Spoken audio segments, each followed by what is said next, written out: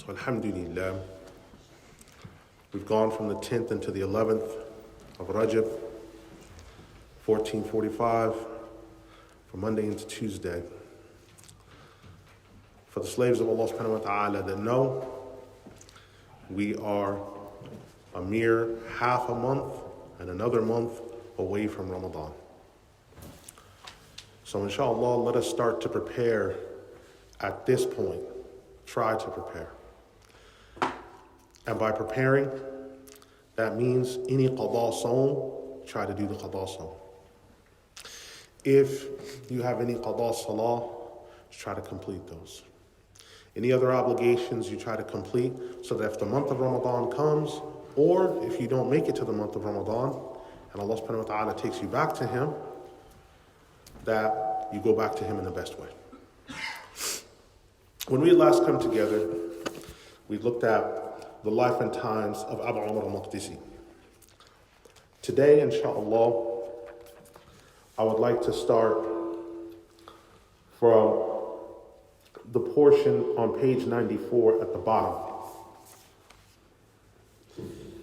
At the bottom, on page 94, Imam Diyal al-Maqdisi, rahimahullah, the author, he says, I heard Abu al-Abbas Ahmed ibn Umar ibn Abi Bakr ibn Abdullah saying, heavy rain came and our house held firm.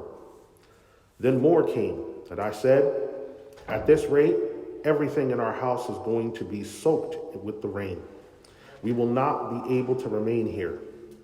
After this, I made the following supplication. Allah, forgive me, and by the honor of the Sheikh Abu Umar and Al-Imad, let it not be the end of us and our house. After this, the house held firm.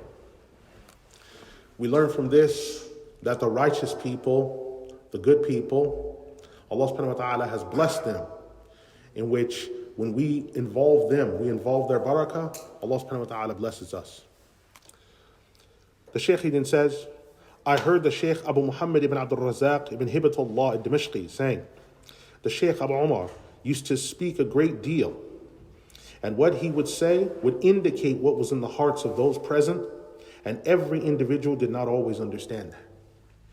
So the Imam Abu Umar al-Maqdisi would sometimes know what's happening with his congregation. He knows what's happening with the people in front of him, and he assesses their issues. And this is one of the blessings of having insight, is where you know what's happening in your congregation. You know what they need. So you understand, in some congregations, there's a serious problem with adultery. Some congregations, there's a serious problem with backbiting. Some congregations, it's a serious problem with violence in the home. The teacher or the imam or the sheikh that knows that then knows how to address those issues, to assess it, and rather than make people not come, but knows how to encourage them to change. This is a skill. This is a skill, and it's one of the blessings of Allah subhanahu wa ta'ala. And when we talk about having hikmah, wisdom, that's one of the things of hikmah. Understanding the people. Because when you teach people, you have to try to think about all of the questions. That's why sometimes when I come here, I'll say, someone might say, or someone might look like this. I'll say these things because I anticipate that there may be questions about this, and I try to answer them. Because I assume that my congregation that I'm speaking to is knowledgeable, but also that they'll have questions. Well, what about this? Where's the evidence for this? What about that? Because so many of us work in different fields where we're required to understand detailed matters. I can't come and merely address you and say, well, that's it, take it, and the end of it. No, I have to give evidence. Where is this in the Qur'an? Where is this in the Sunnah? Who understood this from the first few generations? I have to give an explanation of where this came from, because our faith is evidential. The Shaykh then says, I heard the faqih, the Imam, Abu Abdullah, Muhammad ibn Mahmud ibn Abdul Mun'im saying, the Emir came with the head of a ram and said, I came with a group to the Shaykh, Abu Umar, and they entered into the masjid while I was waiting at the door. The Shaykh said, dear Emir, come inside. He then greeted and welcomed me. The Shaykh also said to me, you will make the Hajj this year. This was said, and before arriving, I had been hoping to make the Hajj. I said to myself, how could he know that I'm going on Hajj? After that, I met a group of people, and they determined in that moment that they were going on the Hajj. They said to me, you are coming on the Hajj with us? Are you coming? Is that right? So I headed out with them. I headed out with them on the Hajj that year and completed it. I would later return back to the land with them after the completion of the Hajj. So the Sheikh's barakah, the Sheikh's knowledge, and his love of enjoining the right and forbidding the wrong on people pushed people to do righteous things. Whether it's Hajj, whether it's Umrah, whether it's other things, he pushed people to do righteous things. And we should try to encourage people to do more when we know that they can do more. And this is what I mean by this. If you meet a Muslim brother, he's establishing his 5. Alhamdulillah. Establishing his 5 salawat. But he wants to do something more and you know that he could do more. You might encourage him to read more Qur'an with you. Read some ahadith. You encourage them to get better, but not above what they're able to do. There can sometimes be 2 extremes. There are those who say, leave them alone, don't say anything. But this is irresponsible because there are slaves of Allah subhanahu wa ta'ala who can do more and should do more. The other extreme is to put too much onto people. To say, you're going to memorize the Qur'an, you're going to do this. When in actuality, they express reservations. Well, I don't think I can do it this year. Not because they're lazy, but they know their limits. Look at people's limits, understand their limitations, and make adjustments according to those limitations. So that when you encourage them, you don't overwhelm them. Many times brothers come and we put too many surahs, too many ayat on them, they're just overwhelmed. And so we don't see the brother for a few weeks because he had to process all that. Where's he been? Well, subhanAllah, he felt a little bit discouraged that I don't know all this. How come I don't know? He's in a gathering of other knowledgeable people. He feels small, so he doesn't come. But we have to make sure to encourage all the people.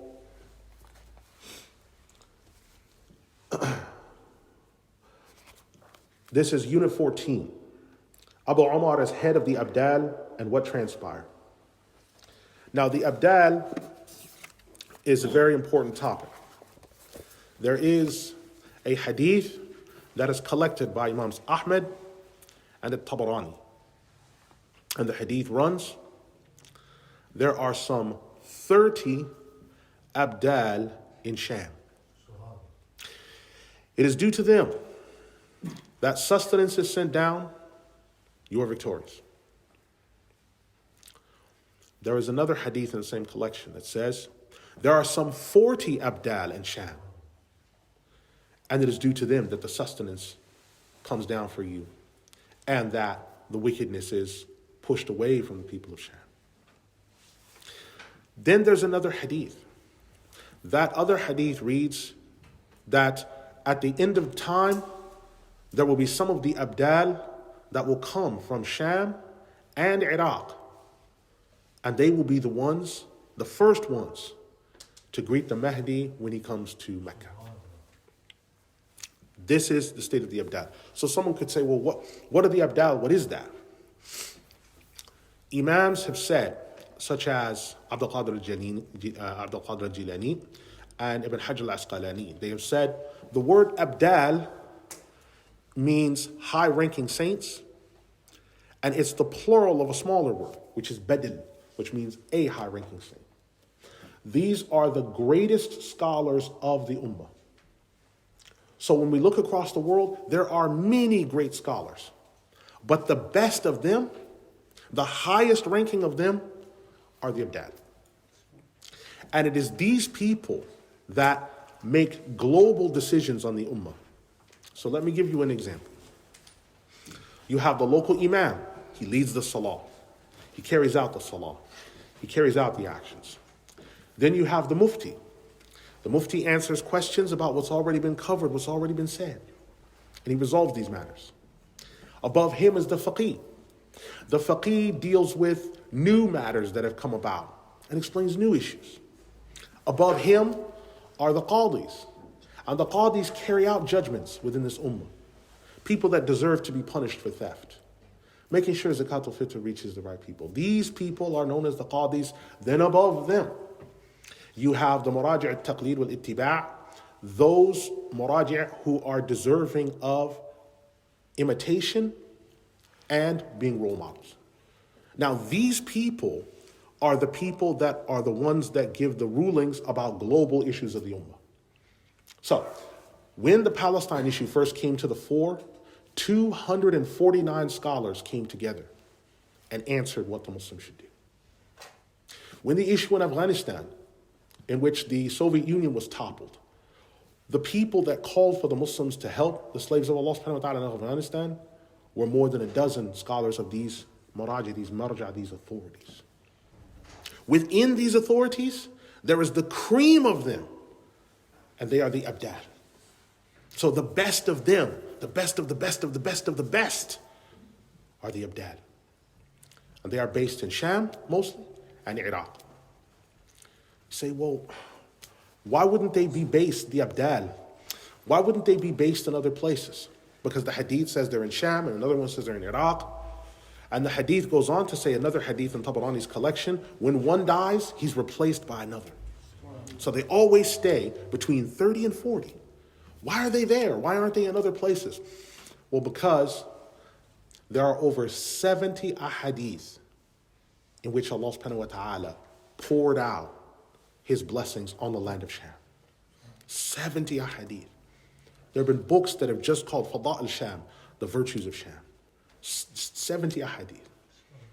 Regarding Iraq, there was the prophecy of al-Basra, the prophecy of Imam Abu Hanifa's birth, the prophecy of the founding of Baghdad, the prophecy of the first Khalifas of the Abbasids. Like Iraq and Sham have something about them.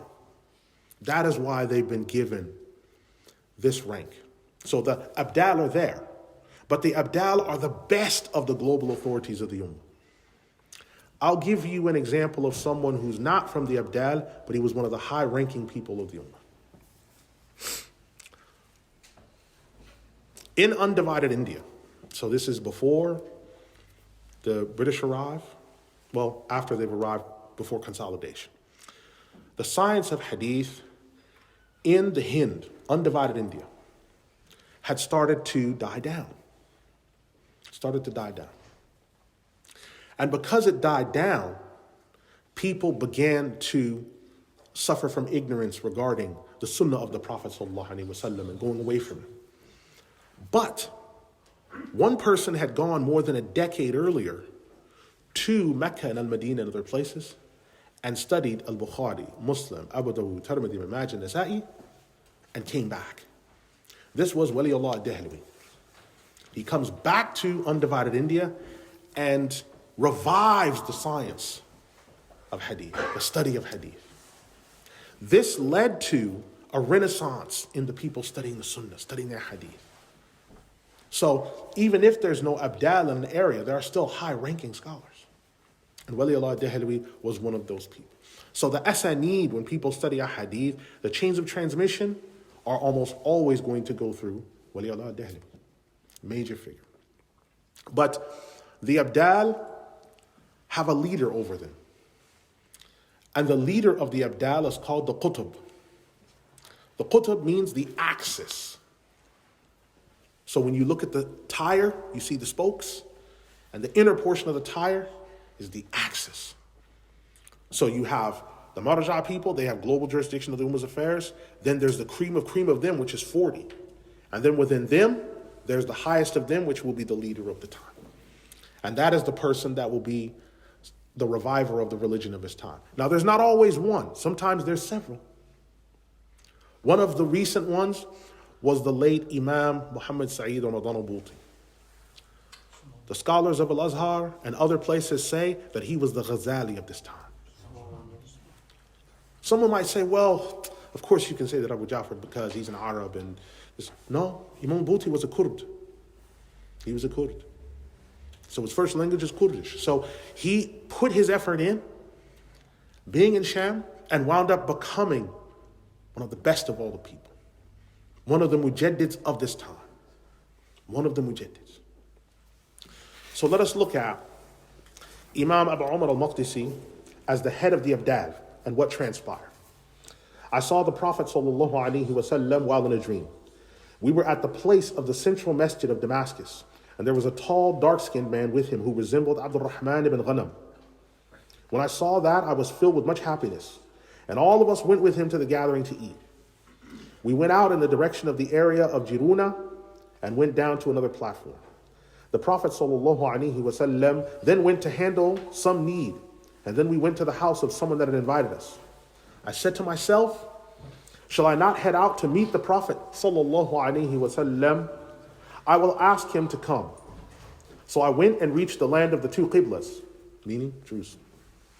So when the Prophet ﷺ came, I recognized him, and then I saw someone else with him.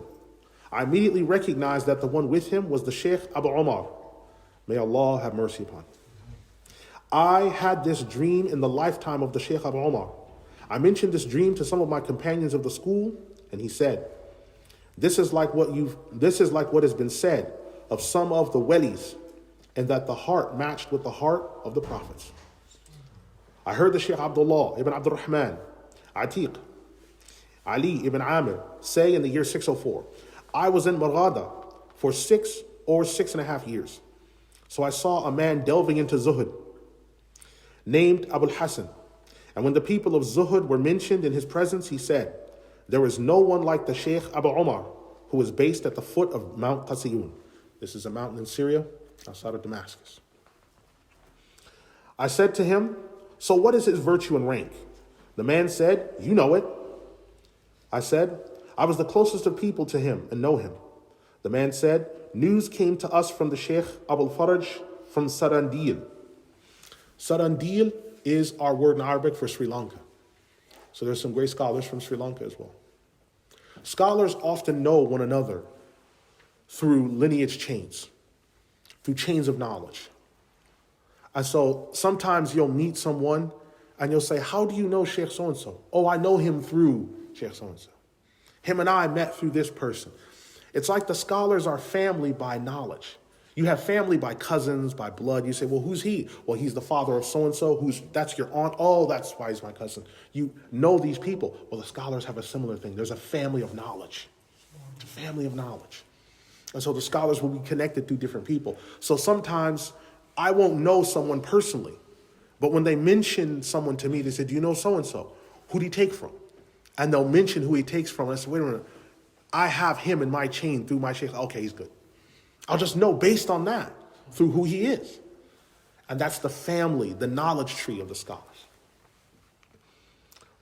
So I headed out to Mecca. So news came to us from the Sheikh Abul Faraj from Sarandil, as well about him. Indeed, the Sheikh Abu Umar is the head of the Abdaal, and has been since this year in the middle half. So I headed out to Mecca and narrated this to Sheikh Rabi', who said, yes, Sheikh Abu Umar has the most right to that. So the Sheikh Rabi' described the Sheikh Abu Umar to me with zuhud and wariness of all impermissible matters. I heard the Sheikh Abu Umar ibn Abdul Razak ibn Hibatullah ibn Kata'ib al-Dimashqi say, I heard a man from the pious people saying, indeed the Sheikh Abu Umar stood as the leader of the Abdaal for some 6 years. So what that means is the rank of when someone becomes one of the Abdaal or the Qutb of his time, that's a lifetime rank. You spend your whole life serving the religion, looking after the people. Now someone might step down from it. Someone will say the weight is too heavy. Like for example, Ibn Rajab rahimahullah, he once felt the weight of the position. He thought it's too much, it's too heavy. I have to step down. So he stepped down and left it to others. But it's a lifetime appointment of knowledge, a lifetime appointment of teaching, a lifetime appointment of looking at the ummah's affairs. These people look at the affairs of the entire ummah and they come to conclusions and statements on them. These people look at the entire affair of the ummah and they say, it should be this. People will often say, well, all these things are happening. For example, with the situation in Palestine, someone will say, well, why is everyone silent? Well, the silence that you're hearing is not a silence of confusion. It's a silence of assent. because there was a ruling that was given by 249 scholars regarding the situation in Palestine. And everyone's adhering to that. So the silence, don't think that the silence is because we don't know what to do. Because without going into too much explicit detail, we know what's supposed to be done. And the Israelis are finding out what's supposed to be done. Don't make any doubt about that. The fact of the matter is these righteous people, they look at the Ummah's affairs. So in order for the whole Ummah to look at their Iraq war, the whole Ummah, when they're in Afghanistan, what do the scholars pronounce about these huge issues? These scholars, these Maraja people, they look at that whole affair. They look at the whole affair of the Ummah. And so we ask Allah subhanahu wa ta'ala to protect the most righteous of us, to protect the imams of this Ummah, the imams, the people, the senior imams, because these are the people that are the protectors of the affairs of the Ummah. They're the first ones to go to jail, and they're the last ones to be released. I will give you an example of a great scholar. He's a Hanafi scholar.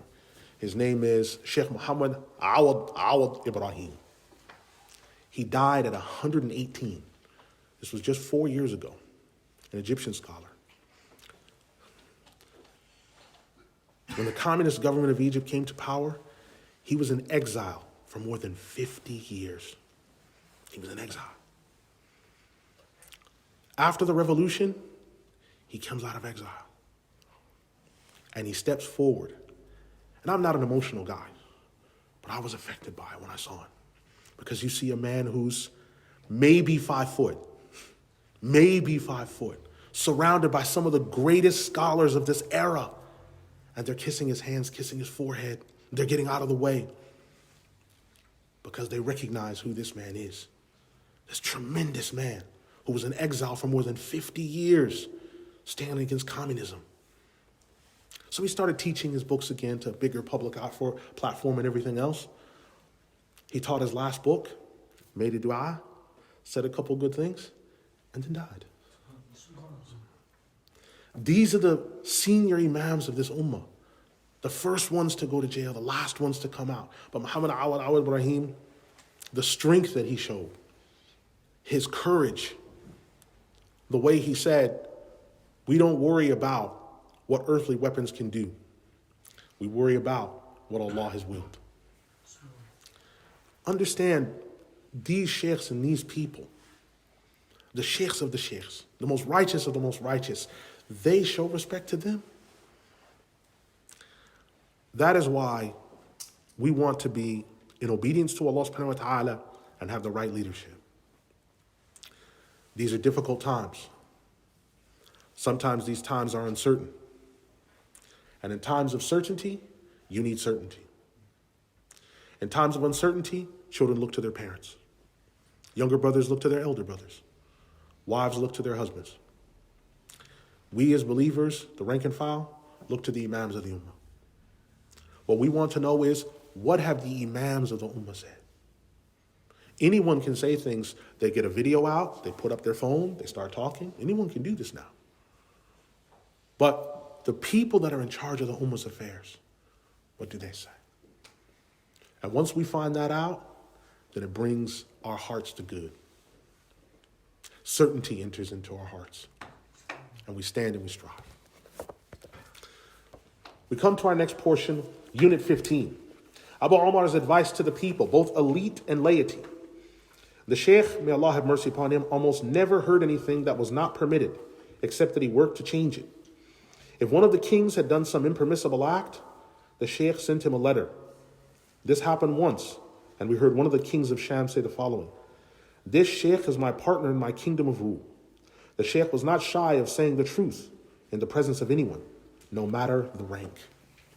So this is the rank of the people. So one of the big imams, rahimahullah, Imam Muhammad Sa'id al-Bulti, I want you to listen. When he was martyred, he's teaching in Masjid al-Iman. He's teaching the Qur'an. And a bomb blast goes off that tyrants had put to take his life. The explosion happened on television, these devils. The first thing that the imam did, he didn't say ow or oh or look out. You know the first thing he did? He sat up straight. He adjusted his amama because it was crooked, and he died. That's the first thing he did. The most important things in life are standing by what this religion is given. That's what he did. Inshallah, we will follow these righteous people. We will stand behind them, and we will hope to be like them. Maybe one of you is about to get married or is married. Maybe you have children. Maybe if you look at your children, look at them as a crop, an ear of corn, sheep, other things. And you decide one of these is going to be a crop for Allah subhanahu wa ta'ala. An Imam did this. His name was Ahmed al-Sa'ati, big Egyptian hadith scholar. He had a whole lot of children. He had 4 boys and 4 girls and more. He took aside 4 boys out of all of his boys and said, these I'm dedicating solely to the religion. I'm just giving these to Allah subhanahu wa ta'ala. The 4 daughters, I'm giving these to Allah. You might say, well, I don't have 4 children. Okay, if you have 3, take 1. And say, this child, I'm just going to set aside for Allah subhanahu wa ta'ala. He's earmarked or she's earmarked to just be serving the religion, to become a high-ranking person, to be the people that stand by the religion. They're going to do not just the bare minimum, but more than that. Earmark those people. It doesn't have to be everyone. Choose one. Especially if they show aptitude, like if you notice they remember things really quickly. Sometimes you tell someone something and they just remember it. You're thinking, subhanAllah, I said that last Wednesday. How do you remember that? I don't know. You tell them an ayah, they remember it. You tell them a hadith, they remember it. You tell them something, no, it wasn't like that. It was like this. So that was 2 weeks ago. But they remember it. When they show that special aptitude, you want to feed that aptitude. You want to put a lot into that aptitude because you don't want to lose that brilliance. Use that brilliance. We now come to Unit 16, the Imam's rank in the hearts of the people. The Sheikh, may Allah have mercy upon him, had a great rank from among the people. Even when one of us wanted to ask him something, none of us could bring himself to do it without fear. Whenever he used to enter the masjid, everyone present would fall silent. No one could bring himself to raise his voice with a hadith or something else in his presence. When he crossed a path and young children were playing, they would flee from his presence. And when he commanded something to be done, none could bring himself to oppose him. Now, these are special attributes about the righteous. It says that when one of us wanted to ask him something, none of us could bring himself to do so without fear. Meaning, if you wanted to ask a favor, you felt, I don't really want to ask him a favor. I don't want to put him in difficulty. So they felt shy to ask him favors. Whenever he used to enter the masjid, everyone present will fall silent. So people might be talking about different things in the masjid or whatever else, but the Sheikh comes in, everyone, shh, quiet. Right? Those are the signs of that the people have respect for a righteous man. That even though they might not be even saying anything haram, but it might be something questionable or what have you, laughing a lot, so they stop. No one could bring himself to raise his voice with a hadith or something else in his presence. When he crossed a path and young children were playing, they would flee from his presence because they were up to naughty things. We have children that when they would see the Sheikh, they might be doing something, running with a stick, throwing rocks. They see the Sheikh, they start running because they know we don't want to do bad things in front of him. That's a sign of the respect that people have. And people that aren't even Muslim will have respect for the sign and symbols of Islam. People that are Muslim will be like that. People that aren't. I've been places where I've been in Northern Ireland. A car went by, an old car like a Citroen. The guys inside are wearing ski masks, what they call balaclavas. I can see guns pointing out of the back window in the back. It's Belfast. Do you know what they said to me? I look like this. I'm everything else. You looking for the mosque, fella? I said, yeah, I'm looking for the masjid. Jump in, we'll give you a ride. No, that's okay, Mr. IRA. I don't want Mr. Real IRA. That's okay. I don't want to ride. Real IRA. I can't believe it's not the IRA. No, I don't want to know because I know if I get in, I might never get out. But they recognize and respect the signs of Islam. They know when they see the Imam, oh, that's a Muslim. They recognize those signs. People that are Muslim that might be not doing as much as they're supposed to do, or they might be veering off from Allah's path. When they see a sign of Islam, they like hide stuff, like they might be doing some haram, they put it behind their back.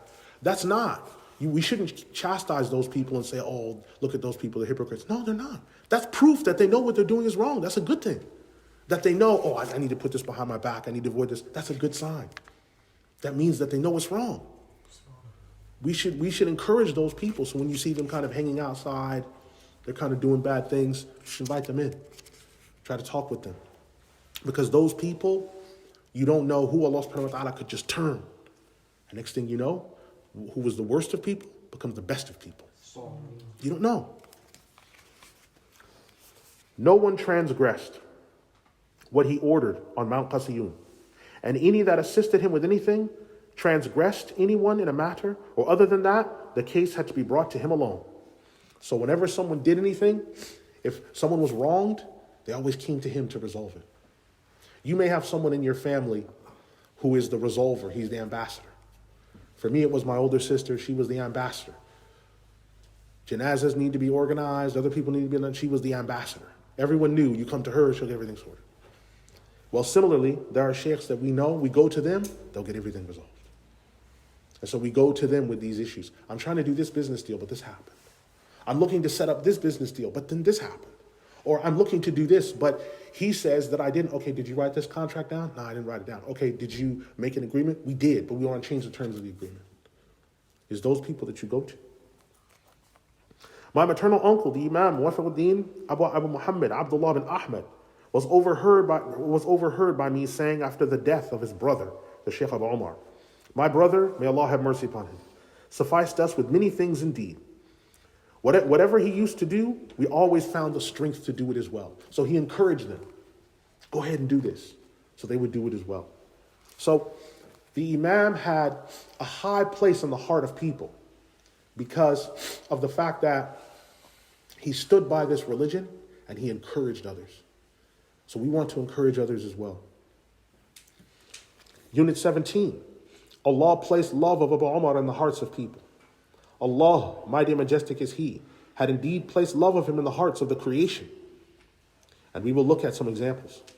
I heard one of our companions, I believe it was my father, may Allah have mercy upon him, saying that our companions used to say, whoever has a friend that the Sheikh Abu Umar and Ahmed ibn Salim does not know, then one can never take benefit in such a friend after having known the two other friends.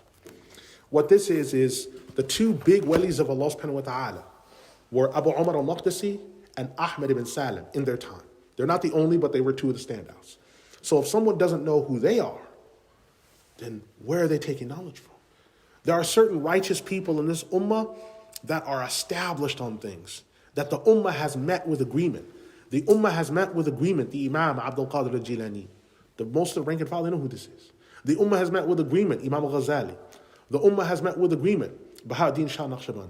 The ummah has met with agreement, Najib ad-Din al-Saharwardi, Mu'in ad-Din Chishti. The ummah has met with agreement certain people because their righteousness, their piety, their good character was so high ranking that it radiated through the whole ummah. And to this day, their names are still mentioned. So there'll be someone who, his language isn't Arabic, but he knows about Imam al-Ghazali. How? His books are in all Arabic. There'll be someone who's from Afghanistan. I remember a Muslim brother I met from Afghanistan, and I mentioned to him Abu Ismail al-Ansari. He's like, who? I said, do you know who Khawarij al-Ansari is? He's like, you know about him? I said, of course I know about him. He's one of the big imams of the past. He's amazing. How do you know? He wrote in Farsi. I said, well, I have a couple things in Arabic, and I did a couple things here and there. So the righteous imams, the ummah knows who they are. And these righteous people, they guide the ummah, either through their personal example, or after they've died, through the people that follow their words. And I saw that the Shaykh Abu Umar, may Allah have mercy upon him, when he would enter into anyone's presence, the people would rejoice greatly at the event. I heard my father, may Allah have mercy upon him, saying, the Shaykh Abu Umar said one day, I think I will stay inside today and not purchase anything. We were not like the Shaykh. He could enter the market looking to buy something, and it would be handed over to him without any charge. This happened due to the love the people had for him and their encouragement towards him, and they would not take anything from him for any product. So these righteous people, the Sheikh, he wants to pay his own way. I want to pay for my products. I want to pay for my things. But the people would say, no, it's free, take it. And there are righteous people like that. There was a teacher of mine that I had where every time we went somewhere, people were just giving him things and he's trying to pay for it. They won't let him do it. Because the people want the barakah of handing something over to him and Allah subhanahu wa ta'ala writing the hasanat in their account. They don't want it to be something where he just bought it. They want it to be where we gave it over. These good people, we should strive to try to be like these people and to try to be in the presence of righteous people. The Prophet Muhammad sallallahu alaihi wasallam, he said in a hadith in the Sahih al-Bukhari, Al-mar'u ala dini khalili, falyanzur man yukhalil. The man is upon the religion of his companion. Let him look carefully at who he takes as his companion or his friend. What this means is that if you're around people that are good people, even if you're not necessarily doing the good, that will rub off on you. And it will positively influence you. If you're around people that are untrustworthy or scruffy or other things like this, that will rub off on you. And you'll be duly affected by it. Even if you don't do any of the bad things, you were there when it happened. And if there's serious things like crimes, you'll be arrested as well. You'll suffer setbacks as well. So the key is to look at what are the best people that I can be with. And to try to be with the best people. People that are going somewhere in their lives. People that are being better in their lives. People that are looking to increase themselves in knowledge, in goodness, in righteousness, in day-to-day affairs. No one wants to be with someone who stands still in life. That's not the way. Unit 18. Abu Umar's description, his children and wives. The Shaykh Abu Umar, may Allah exalted be he, have mercy upon him, was neither tall nor short for his time. He had blue eyes, but not deeply so, while he inclined towards almost pale skin, with a large forehead and plentiful hair, and a bright face. He had plentiful hair and beard, and in terms of his body, had a slim build. So this is the Sheikh. Very simple description. He wasn't a tall, imposing man. He was neither tall nor short. Had blue eyes.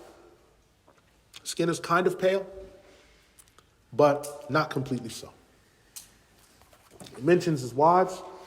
The first of his wives was Umar Fatima bint Ahmed ibn Abdul Rahman, and she was my paternal aunt.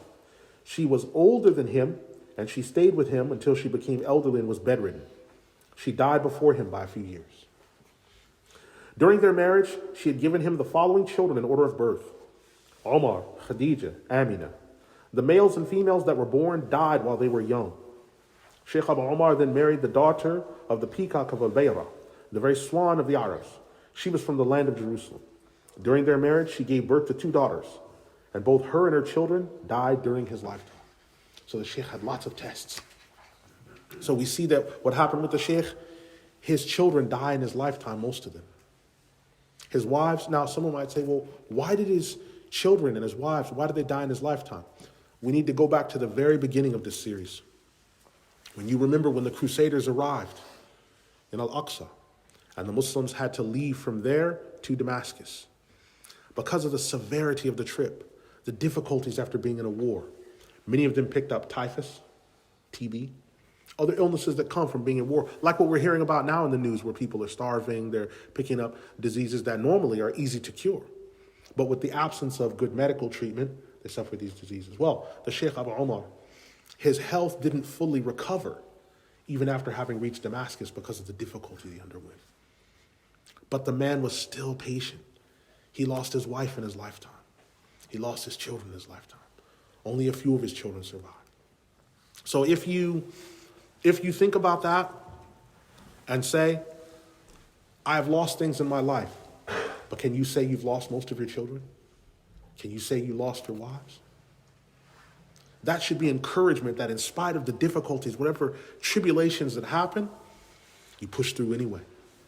No matter the loss. No matter the loss. We then have Unit 19, making mention of Abu Umar's poetry. One on the other page. Next, he married Abdillah Fatima bint Abdul Majd from the land of Damascus. During their marriage, she gave birth to Abdullah and Zainab. The daughter died during the lifetime of Abu Umar and Umar. After this, he married Abdul Rahman Amina bint Abi Musa, and during their marriage, she gave birth to male and female children. The children born to her that lived into adulthood include Ahmed, Abdul Rahman, Aisha, Habiba, Khadija as-Sughra. There was a son that lived a little into adulthood that was born before Ahmed. His name was Abdul Rahman. After reaching adulthood, he then just died. In addition to this, Khadija lived into adulthood, and upon reaching 15 years of age, she suddenly died. It may be that the name of the first son, named Abdul Rahman, and the first daughter, named Khadija, were found in the ijazahs handed down, and some confusion may result. And Allah knows best. The second son, named Abdul Rahman, was born in the month of Muharram in the year 597, and the younger Khadija came from him. So the reader of ijazah literature should know that. Meaning that the books that the Sheikh left behind, when we read the books, he often gave authorizations and teaching licenses to his children so that we know which ones he gave licenses to. But here you see so many of the Imam's children, because of the ill health that they had, that ill health lasted into his later life. Allah subhanahu wa ta'ala has blessed many of us, if not most, with generally good health. And that's a virtue and a blessing from Allah subhanahu wa ta'ala. This Imam had ill health and went through all different types of things, but look what he accomplished. Look how amazing his life was. We, inshaAllah, will be able to come close to that because we have full health, inshaAllah. And so our intention will be to do more. Unit 19, making mention of Abu Umar's poetry. The Imam Abu Muhammad Abdul Rahman ibn Ibrahim recited to us a nasheed, and he said, the Shaykh Abu Umar, Muhammad ibn Ahmad, may Allah have mercy upon him, recited to us the following nasheed. When you left me, I had indeed felt that my heart break. That was the beginning of the graying of my hair, weakness and my head's ache. Is there anything I can say to ease the pain? So I weep tears in my life. Until the day I run out of tears. Should be tears. Until the day I run out of tears. But why would I not show patience and strife? This is a beautiful piece of poetry, and each beginning of a verse is like the end of the other, and it was included among the inherited items of his son Omar. The Sheikh, may Allah have mercy upon him, wrote this in remembrance of his son. So the Sheikh wanted to remember his son that had died.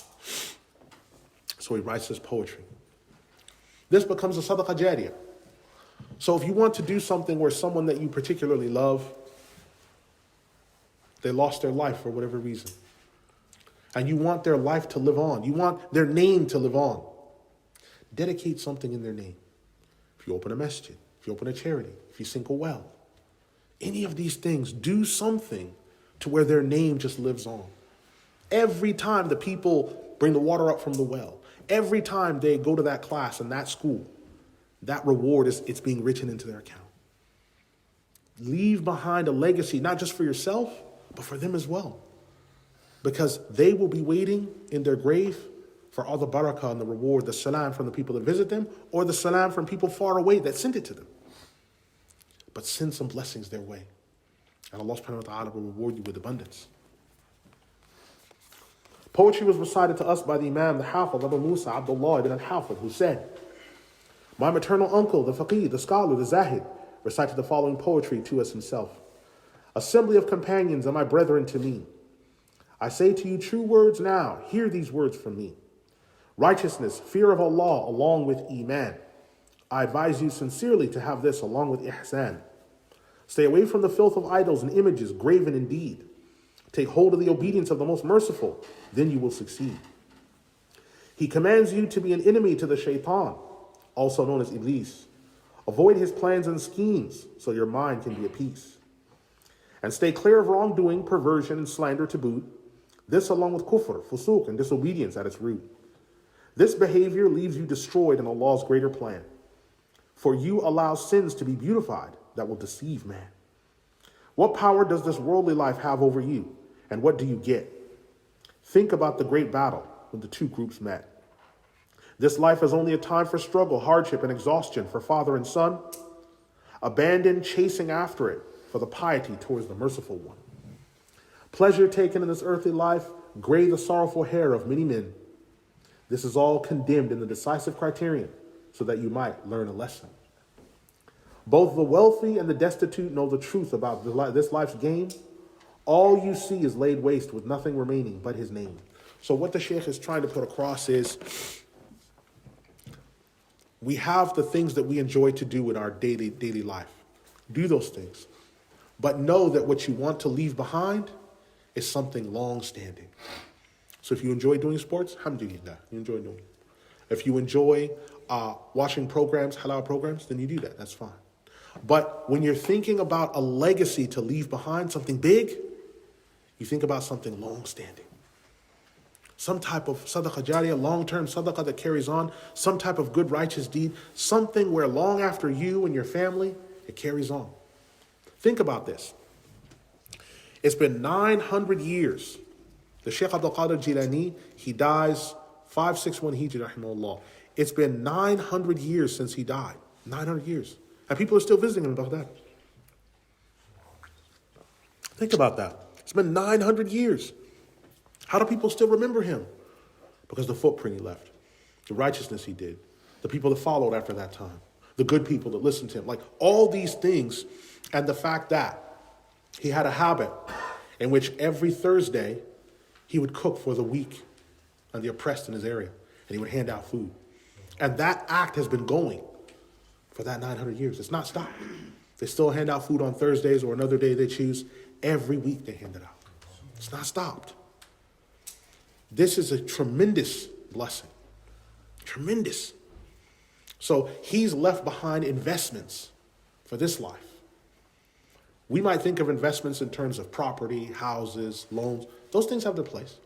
But when you're thinking about the investments of the akhirah, you're leaving behind righteous deeds, continuous good actions, children that will carry on your legacy. Really leaving behind something big for the future. You do that, then Allah subhanahu wa ta'ala will increase it. He'll increase it. The Shaykh goes on to say, then comes the crossing of the bridge and the scales on the great day. This is after victory and loss in each and every day. So this is each and every way. This is talking about the day of resurrection. So he's telling us, beware of this. Be careful. Look out. This is a world that shall have two groups that shall not miss. A group in the chamber of the gardens of the paradise of bliss. Pardoned and forgiven, they are happy in their home. Presented with glad tidings and pleasure wherever they roam. Presented with rest, a cool breeze from those in the paradise under his gaze. But now we must speak about those in the shade of the great fire's blaze. Brought to the king and under the fury of his everlasting wrath, their faces are downcast, darkened with pitch in preparation for their bath. And now they shall drink from scalding water as their refreshment, their clothes cut from fire as their only raiment. They call for their destruction and end so the pain shall stop. These two groups above have been mentioned, so reflect on that which is top. So the Sheikh is saying, right now everything's mixed up. There's some people that are this, some people that are that, but in truth, there's only two groups. The people that belong to the paradise and the people that belong to the fire. Those are only two groups. And because there's those two groups, everyone must work towards his goal. He must work towards his goal. Because when it comes down to it, it's only those two groups. Be diligent, work hard, and don't give up for a moment. In Surah Al-Rahman, they are mentioned now. Reflect on his plan. Now we discuss how I advise you to speak on the Qur'an. The statement of the people of truth and clarity is that the Qur'an is uncreated and the creation cannot produce it. Indeed, the speech of the king, the judge, is ever true. Clear signs and ayat given with deep understanding for you. The speech is recited with the tongue only for the sake of Allah. Written in the mushafs with our hands, every admonition and law. It is preserved in the chest and thoughts of all men of repute. Let us now speak, my brother, of the attributes. So here the Shaykh is saying, those that memorize the Qur'an, those that reflect, they reflect on what Allah subhanahu wa ta'ala gave in his book. We are living in the era in which the Qur'an has been revealed. We're living in that era. Think about those that lived way before us. There is a narrative that Nabiyyuna Musa alayhi salam in Imam Suyuti's collection, that he looked in the Torah and saw the Prophet Muhammad sallallahu alaihi wasallam and his ummah mentioned. And he asked Allah, may I see their day? May I be with them? And Allah subhanahu wa ta'ala said, you may not. You may not. So people looked forward to our day. Nabiyyuna Ibrahim and his son Ismail alayhi salam, they looked forward to this day. The Quran is complete. The Sunnah is complete. It's after the Prophet Muhammad sallallahu alaihi wasallam. We're in that era. There are people thousands of years ago that look forward to our time. And here we are. So the best thing to do in the run up to the Quran is to try to start getting close to Allah subhanahu wa ta'ala again. And the way to try to do that is getting close to Him with the things that He loves. The first thing is His speech. Allah subhanahu wa ta'ala's Quran. Make it a point to get close to Allah with that. Someone says, well, my recitation isn't very good, and I don't feel very confident, and I'm self-conscious about my recitation. Okay? Well, the Prophet Muhammad sallallahu alaihi wasallam said in Hadith Imam Suyuti's collection, whoever recites the Quran with difficulty, Allah shall give him a grand reward for each letter he received reward. So keep working. Yes, but I don't like my tone, I don't like these things. Okay, then what you can do, there's 3 things you can do to help that. The first is choose one of the great reciters, either previous or today. So great previous reciters, Mahmud Khalil al-Husri, Abdul Samad, Mahmud Shahat, his father Anwar. These are the types of people. Wow, but Abu Jafar, what about the living people? Hajjaj Hindawi, Sheikh Ahmed Saad, these type of people. So you put on a particular surah that you want to hear. And when you put that surah on, read along with the Sheikh. So this is the first thing. Read with the Sheikh. Then after you do that, the Sheikh reads, then you read after him. Then after that, you let the Sheikh recite, you turn it off, then you recite. And you should record yourself then, and then listen to see how close is it to what the Sheikh is reciting. If you do that, your qira'ah will get better. Your qira'ah will get better. If you follow those basic advices, your qira'ah will get better. Even I don't know all the rules of tajweed. It doesn't matter. If you're following one of these great men, you'll wind up doing it without even thinking. But choose someone who they recite nice and slow. It's easy to grasp and take each letter, and make sure to do that. If you do that, you will have a good outcome, inshallah. You will have a good outcome. The Shaykh, he then says, it is preserved in the chest and thoughts of all men of repute. Let us now speak, my brother, of the attributes. The face, descent, 2 hands are attributes and are true. Along with the knowledge, the coming, we affirm the essence in truth. In Surah Al-Furqan, the istiwa is clearly said, and this is along with other attributes in surahs like this and further ahead. We pass these attributes by reading them without kufr or suspicion. Now, do we give likeness to them? Nor do we give likeness to them, nor show resistance to their mention.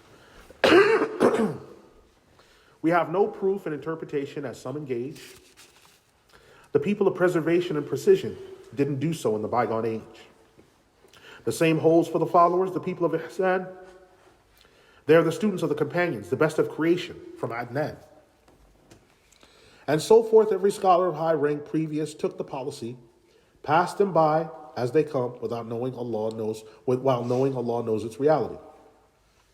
These were role models to us in the religion, and not of idle chatter, high rank and regard. And about these men, no two differ in the matter. In the Quran is a clear evidence for the one seeking inner peace. Looking through is listed Iman's increase and decrease. Many a surah has this point, and in a Tawbah one can read 2 ayat as proof of the topic in the creed. So what the Shaykh has done is he's taken all of the beliefs of the Muslim, every single of these beliefs, and shrunk it down into a poetic form and gave it to the people. Here, take this. Don't forget about this. Because sometimes someone could say, the books are a little bit large, I don't know if I can take that. Okay, take this very small set of things, take that away. And Allah subhanahu wa ta'ala will reward you in that goodness. Now here's what I want to say in closing. The Shaykh Abu Umar Al-Maqdisi rahimahullah wa ardah, he gave us many sound statements to take away. His life was a life of struggle and sacrifice. He learned his deen. He memorized the Qur'an. He memorized the hadith. He made jihad. He lost his family. He even lost the land he was in. This man, he fought jihad when he was 53 years old. His brother was 43. They hadn't seen the land of their birth in years. So when Salah ad-Din and Imam Wafd ibn Qudama, Abu Umar al-Maqdisi and al-Imad, when they came back to Jerusalem, they hadn't seen the country of their birth in years. But Allah blessed him before he died to see it. There's a Muslim brother I knew. His father was quite ill, and they believed that he was, the illness was going to prove to be fatal. And he kept saying, just let me go back to my country. Just let me go. I just want to go back and take a look. Just let me go. And they kept saying, no, you're fine. Traveling could make things worse. He said, let me go. And every day he kept bothering them and pestering them and hounding them. Until they said, fine, he's not going to stop. So they booked the ticket for him to Pakistan. Booked the ticket. He gets on the plane. He gets over there. All of a sudden, he seems like he's frolicking. He's going to and fro. SubhanAllah, he seems like a different creature. He was dead in 2 weeks. He was dead in 2 weeks. Why? Because there are some men who they long to look at the place of their birth. There are people, they make dua to Allah subhanahu wa ta'ala, just let me look at one more time where I was born. Some people, they make dua, oh Allah, please just let me see the Prophet sallallahu alaihi wasallam one more time. Let me just go to his, just let me see him one more time. Let me see the Kaaba one more time. There's people, they hold that dua. And some people that don't understand that, they're like, he's obviously delirious. He's old, old guys, yeah. Hold him back, put him on a mattress. But it's not that. It's that slave of Allah subhanahu wa ta'ala, that's his hope. There is a hadith in Imam Suyuti's collection where the Prophet sallallahu alaihi wasallam said, let one of you who is able intend to go to Al-Madinah and die there. I remember when I went on Hajj, there was a man that came with us. I don't think the family will mind. His name is Al-Hajj Isma. Hajj Isma. And he'd become very sick while we were in Mina.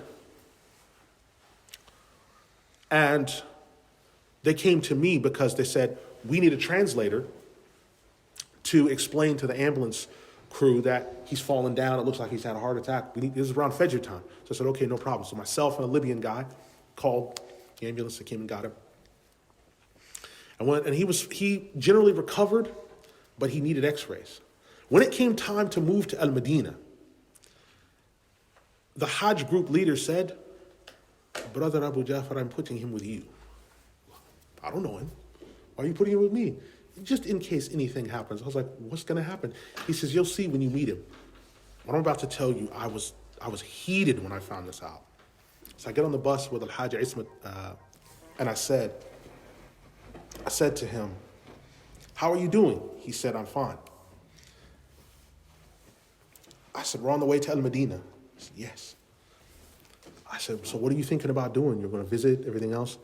And he looked at me and he said, I came here to die. And I immediately got angry at my Hajj. Oh, so I get put with the guy that came to die in the Medina. He's literally like, yeah, every day I'm just counting down the days. Soon I'm going to be back with Allah and I'm going to be buried in the Medina. I'm just going to die. And that's how he lived his whole life while he was in Al-Madinah.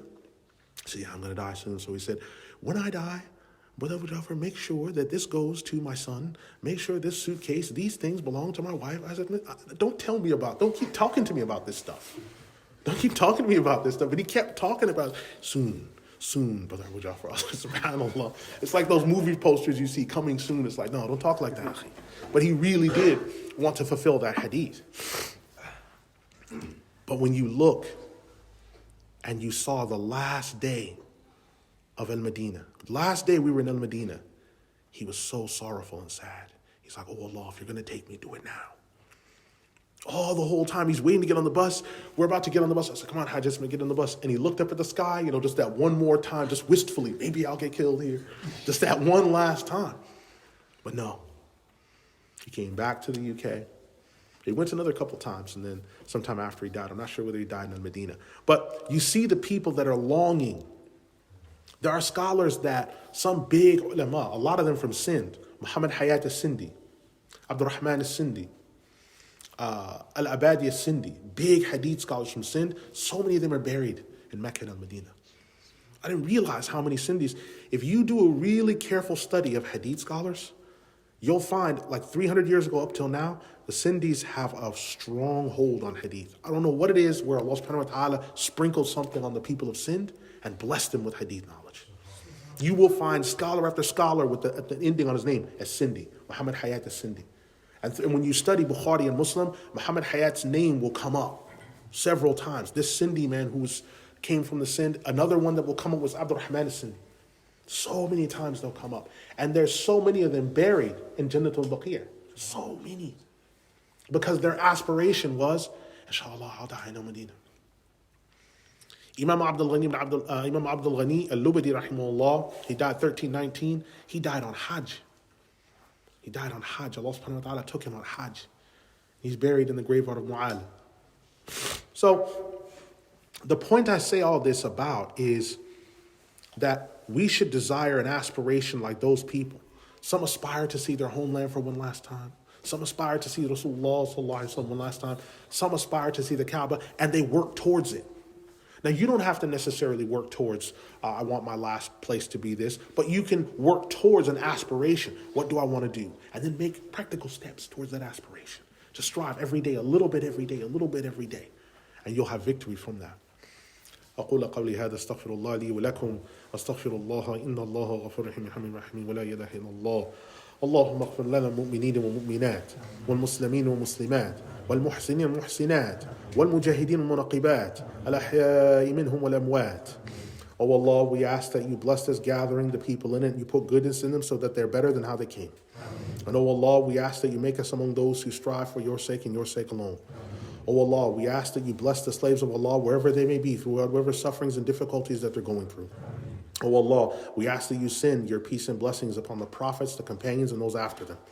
We ask that you bless us, and you bless us with being able to see the day of resurrection, the Prophet Muhammad sallallahu alaihi wasallam. We ask that you let us see on the day of resurrection the other prophets and the imams that we mentioned today in this book. Oh Allah, we ask that you make us among those who have high aspirations and we strive to complete them.